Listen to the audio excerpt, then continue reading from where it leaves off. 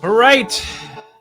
It's another day. It's another episode of Your Daily Scrum with professional Scrum trainers Todd Miller and Ryan Ripley. You get to guess who is who. We're both bald, so good luck. We get together each and every day to help you get a little bit better with your Scrum practice each and every day.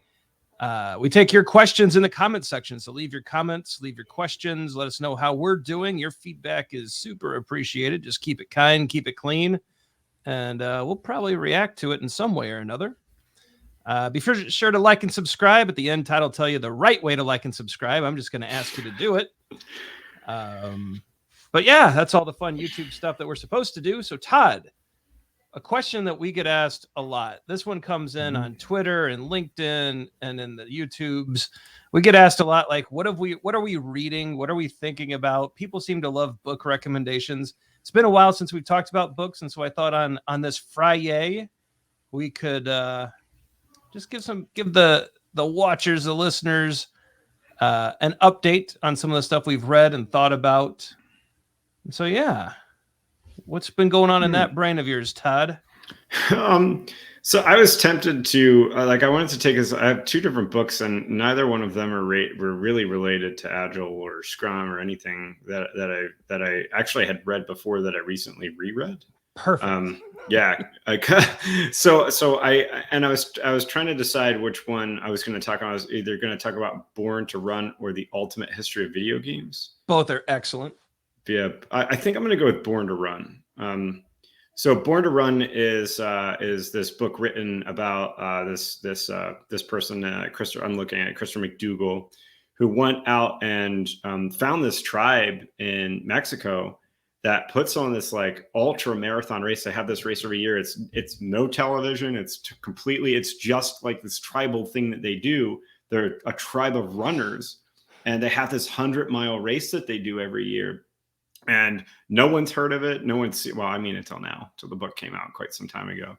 But I started thinking about in how we would talk about this as I'm like reading the book again. I started thinking about how no one had ever heard of it. These people aren't doing it to get attention or get sponsorships or make money. They're doing it out of the pure joy of doing it, the pure joy of running, which I imagine a lot of people are listening to this going, "What? People enjoy running?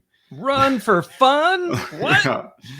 But I started thinking about how like truly these people were intrinsically motivated, and they don't have, the latest Nikes. In fact, half the time they're using shoes that are made by themselves, made out of like old tires, right? Like they don't carry with them all the stuff that you would see an ultra marathoner carry with them, right? They just go and they run and they do it with amazing natural technique. And it got me to thinking that perhaps, and you and I talk about this a lot, this is what we need to do with our implementations of Scrum. Bare bones it, right? Do it for the sake of doing it. Think about intrinsically motivating and what intrinsically motivates the people that we work with. Because obviously I'm trying to draw a parallel to our universe with this, but there's a really amazing book, a really interesting story, and I encourage everybody, runner or not, to read it. So yeah, that's me. Oh, and it's an awesome book. Highly, highly recommended. And I think it's a fair tie-in, Todd. And it kind of ties into the one that's had my brain captured lately. I should put it over here. Deep Work by Cal Newport. Like, this book has just really messed up my brain in a good way. So Cal Newport has this theory that most of the work that we allow us to get distracted with is kind of shallow, low value work, like meetings and emails and Twitter posts and LinkedIn updates and Facebook browsing and doom scrolling and TikTok. And, TikTok this is a book from, I think, 2012 or 2016. Like, some of these new tools, this book was written in 2016.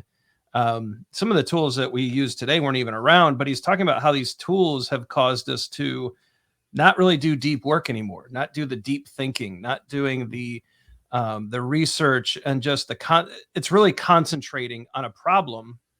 And it made me think of, in Scrum, like this idea of focus. We talk about focus as in having a singular sprint goal and giving teams, space to work on things, but are the people actually focused on the work at an individual level? And it got me thinking about, do we actually do a lot of deep work on Scrum teams, or is it all kind of in the shallows? And it's just a really interesting, it's a read that, it's one of those reads that I finished it in 3 days. I'm going to read it again tonight and tomorrow, and really think about, some of the practices. I mean, he uses time boxing, right? So he'll say, I'm done with work at 5:30, and he has a shutdown mechanism for his workday so he can shut his brain off, truly rest and relax in the evenings, and get back to the next day's work fully refreshed. Some ideas around email that, you have to do it, but, making it more, in the background, and really creating the space you need to think. And it's something, there's something to it that just hit me. A lot of it is quitting social media. Mm-hmm. And so you're going to see, I think, me disappear from a few platforms for a 30-day experiment that he recommends, to see just what the impact would be. It's led me to really reevaluate, what kind of work I'm doing on a day-to-day basis. And a lot of it outside of our teaching days, Todd, I'm finding is shallow, and that's not even good for our company. And so, I mean, this book, this is a real mind wrecker. I highly recommend you grab it. If you haven't read it already. If you have read it, what did it do to you? If you've read Born to Run, let us know what you think. If you haven't, we'll put some links in the show notes to the books. But this is what's had our brains captive lately. Definitely deep work has really caused me to rethink and reevaluate a lot of different things here. I love it. Great book. And I think it's wildly applicable to Scrum teams. I think focus is truly lacking. And this book gives a great definition of what deep work and true focus could really look like. Right on. I got that coming up soon myself. So let us know what you've been reading and what you've been up to. We'd love to see that in the comments as well. So if you've heard of these books and you've read them, let us know. If you've got other books that have kind of twisted your brain a bit in a good way, let us know. We'd love to hear about that. Todd, it's end screen time. How should people like and subscribe? I think that people should go outside and deeply run around the block and come back and to rest their legs, sit in their chair, use their hands because they didn't do too much of that while running, and like and subscribe. I love it. Little pivot on what we just talked about. Perfect. So once you're done liking and subscribing, by the way, Todd, we're about 1,000 out from 10,000 subs. The merch store is merch in order. It's coming. We need to figure that out. So like and subscribe, tell your friends and family. Let's bump that number up to 10,000. Check out the socials, although who knows, maybe those will start disappearing. Facebook, LinkedIn, and Twitter are the big ones. Some videos are going to pop up. One of those videos on the left is our Scrum 101 course. Take that course, get your PSM 1 certification, go conquer the Scrum Master world. The other one is something that the algorithm thinks you'll love. We do too. For Todd Miller and, for Todd, I'm Ryan. Go forward, do some great Scrum things. Did you forget your last name? No, I just got it's a long week. It is. We've had long training weeks. We're tired. Yeah. So we're going to go rest, relax, and refresh for next week. We hope you do the same. Have a great weekend. We'll see you back on Monday.